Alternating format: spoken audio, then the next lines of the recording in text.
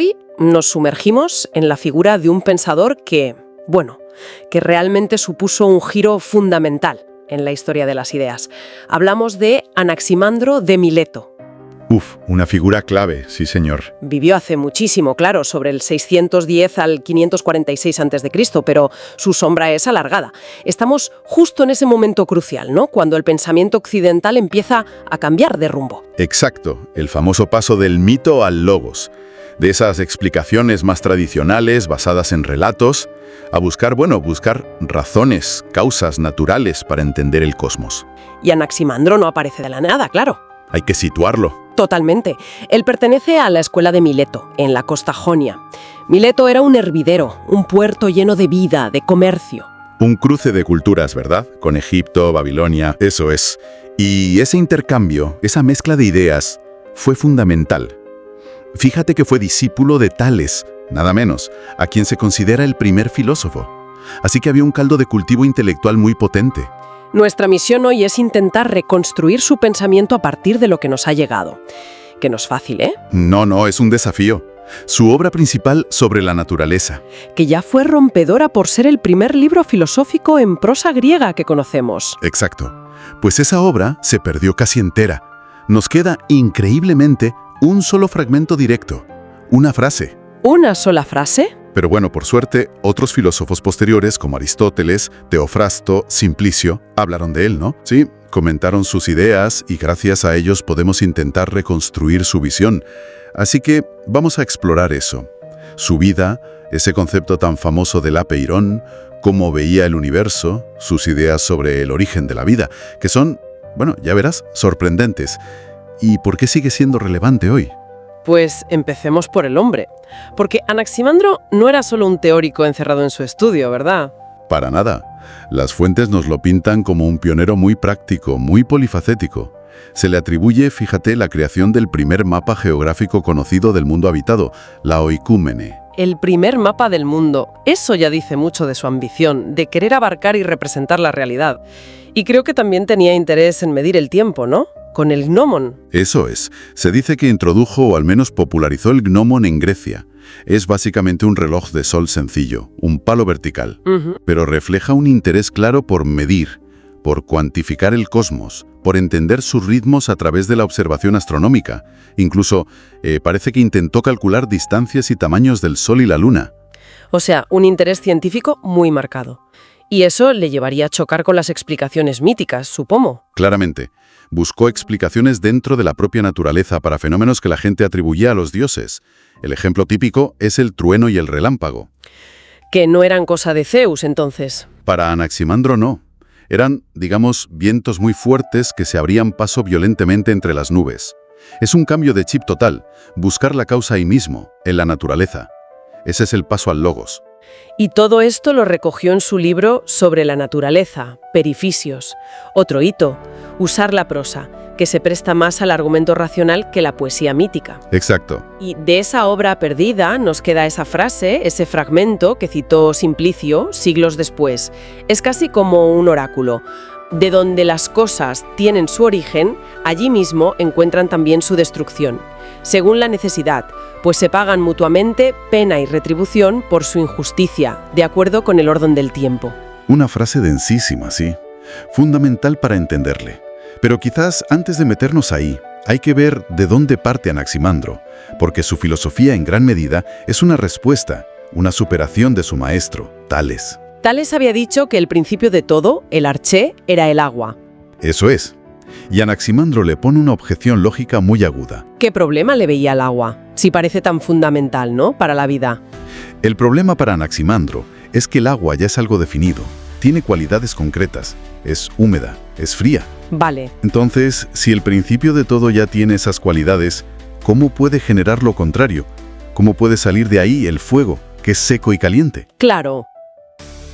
Si todo viene del agua, todo debería tender a ser húmedo y frío. O el fuego sería como una anomalía. Exacto. O sería inexplicable. Es como si intentara sacar todos los colores de un bote de pintura que solo tiene azul. La lógica de Anaximandro es, si el principio es uno de los elementos que vemos, agua, aire, fuego, tierra, no puede explicar a sus contrarios. Y tampoco podría ser aire o fuego o tierra. No, por la misma razón. Todos son finitos, tienen cualidades opuestas. Si uno fuera el origen, o bien no podría generar a los demás, o bien estaría en una lucha constante por imponerse. Así que Anaximandro da un salto conceptual tremendo, Hacia algo distinto. hacia algo anterior a todos los elementos, algo que no tenga cualidades definidas, algo neutro, indeterminado, y además, ilimitado. Y eso es, el aeperon, el concepto clave. Suena muy abstracto, la verdad. Lo sin límite, lo indefinido. Exacto. El aepirón, toapirón, es su gran idea. No es una cosa que pueda señalar como el agua o la tierra, es un principio, metafísico, la base de todo lo demás, una de las primeras grandes abstracciones de Occidente. Vale, pues vamos a desentrañar ese aeperon. Si no es nada de lo que vemos, ¿cómo lo describen las fuentes? ¿Qué sabemos de él? Bueno, gracias a Aristóteles y otros comentaristas, podemos perfilar sus características. Lo primero lo dice el nombre. Es infinito o ilimitado. Aperon, sin peras, sin límite. Infinito en el espacio y en el tiempo, entiendo. Eso parece. Una fuente inagotable. Segundo, es indefinido o indeterminado. No es caliente, ni frío, ni húmedo, ni seco. No tiene las cualidades de los elementos. Y precisamente por ser neutro... ¿Puede ser el origen de todos los opuestos? Tiene lógica. Exacto. Tercero, es eterno e imperecedero. No tiene principio ni tendrá fin. Ingénito e indestructible. Aristóteles usa palabras que normalmente se aplicaban a los dioses. Inmortal e imperecedero. O sea que tiene atributos casi divinos. Sí, y además se le atribuye un movimiento eterno propio. No necesita que nadie lo empuje. Su propio dinamismo es lo que pone en marcha la creación del mundo, la separación de los opuestos. Eterno, indefinido, en movimiento propio y divino. Lo consideraba literalmente una divinidad. Las fuentes dicen que lo llamó lo divino, todo ión, justamente por ser inmortal e imperecedero, y que abarca y gobierna todo. Ah, interesante. Y aquí hay interpretaciones muy sugerentes. Algunos estudiosos, como Jaeger, por ejemplo, insisten en esta dimensión casi teológica. Dicen que no podemos separar del todo a Anaximandro de un trasfondo mítico o religioso, que el apeirón no es solo física abstracta, sino que hereda funciones divinas, como las del caos primordial de Hesíodo, pero reinterpretadas. O sea que la separación mitólogo-racional no sería una ruptura total, sino más bien una transformación. Eso defienden algunos. Que el universo, para estos primeros milesios, seguía siendo algo vivo, divino en cierto modo, lo que se llama hiloozoísmo, una perspectiva que matiza la idea de una ruptura radical. Entendido. Entonces tenemos este apeirón infinito, indefinido, eterno, divino. ¿Y cómo genera el cosmos ordenado? ¿Cuál es el proceso? Pues según las reconstrucciones, de este apeirón, en movimiento constante, se separa algo. Algo descrito como un germen o una semilla, gónimon. Una semilla. Sí, que contiene ya la potencialidad de los opuestos, caliente-frío, húmedo-seco. Y es la interacción de estos opuestos lo que va a estructurar el universo. ¿Y cómo interactúan? ¿Cómo se forma el mundo que vemos? El proceso que describen es muy curioso. Lo caliente, el fuego, tiende a ir hacia afuera, formando una esfera de fuego que rodea lo más frío y húmedo que queda en el centro. Aire, vapor, agua, tierra. Hay una analogía que usaban para explicarlo. Sí. Como la corteza de un árbol, floyós, que crece alrededor del tronco más húmedo. ¡Ah, qué buena imagen! Pero esa esfera de fuego inicial no se queda así. Se rompe y forma como unos anillos o ruedas de fuego, trochoí. Pero estas ruedas están envueltas en aire o niebla muy densa. Ruedas de fuego ocultas. ¡Vaya modelo! ¿Y cómo vemos el sol, la luna, las estrellas entonces? Pues a través de unos agujeros, unos respiraderos ecnopoi que hay en esa niebla que envuelve las ruedas. Son como ventanas que dejan ver el fuego cósmico que hay detrás. Es un mecanismo increíblemente ingenioso y naturalista para la época. Totalmente. Un modelo mecánico del cielo. ¿Y la Tierra? ¿Qué pasa con lo frío y húmedo del centro? Pues se condensa y se diferencia. Una parte se seca por el calor de alrededor y forma la Tierra sólida. Otra parte queda como agua, los mares. Y aquí viene otra idea de Anaximandro que rompe esquemas. La forma de la Tierra. Que no era plana, ¿no? Ni una esfera tampoco. No. Era un cilindro corto, como una sección de columna o un tambor. Y lo más sorprendente es cómo explica que se sostenga. Claro, si es un cilindro flotando, que la sujeta. ¿Por qué no se cae? Los mitos ponían columnas o tortugas. Anaximandro lo resuelve con una explicación puramente racional, geométrica, sin necesidad de soportes físicos ni míticos. La Tierra está quieta en el centro por equidistancia. ¿Equidistancia? Sí, isorropía. Como está justo en el centro del universo, o de las ruedas celestes que giran a su alrededor, está a la misma distancia de todos los extremos. Por tanto, no tiene más razón para moverse hacia un lado que hacia otro. ¡Qué elegante! Está en equilibrio perfecto por su posición simétrica. Exacto. Es una aplicación brillante de lo que luego se llamará el principio de razón suficiente. Si no hay una razón para ir a un lado u otro, no se mueve. Se queda quieta por pura lógica espacial. La necesidad, pues se pagan mutuamente pena y retribución por su injusticia, de acuerdo con el orden del tiempo. Hablaste de una justicia cósmica.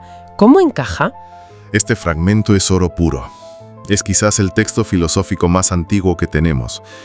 Y, bueno, ha dado para escribir muchísimo. Introduce una visión del cosmos con un lenguaje casi legal, ¿no? Justicia, injusticia, pena. Sí, suena a términos morales, pero dijiste que no había que entenderlo así. Claro, no se refiere a la moral humana.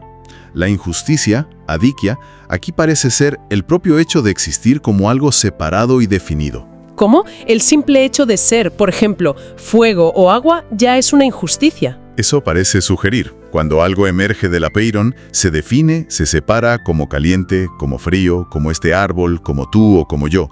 Está en cierto modo rompiendo la unidad original e indiferenciada del apeiron.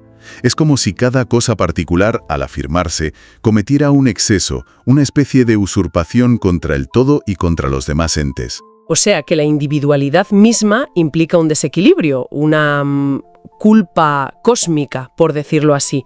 Es una idea muy potente. Muy potente, sí. Y esta injusticia de existir separadamente no puede durar para siempre. Por necesidad, katatochreon, que suena a destino, a ley inevitable, y según el orden del tiempo, kataten tu tronu taxin, que actúa como un juez implacable. Las cosas tienen que pagar. Tienen que pagar pena y retribución unas a otras. Bidonai diken kai tisin alleilos.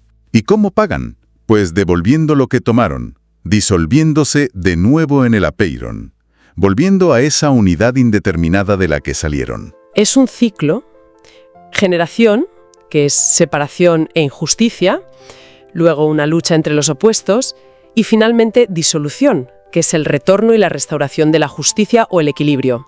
Exactamente. El universo funciona como un sistema que se autorregula. Hay una ley de equilibrio dinámico. Los opuestos luchan, pero el tiempo asegura que ninguno gane para siempre. Todo vuelve al origen. Una visión muy ecológica, casi en el sentido de equilibrio de un sistema. Sí, tiene esa resonancia. Hay intérpretes modernos como Heidegger que exploraron esto.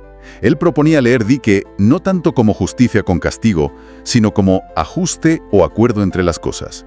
Y la adikia como desajuste. Interesante. Y la tisis, la pena como la atención o consideración mutua que se deben las cosas mientras existen. Una lectura que subraya la interconexión. Y esta mente tan increíblemente original, que pensó el cosmos así, se metió también con el origen de la vida. Mencionaste que tenía ideas llamativas. Y tanto. No se quedó solo en la cosmología.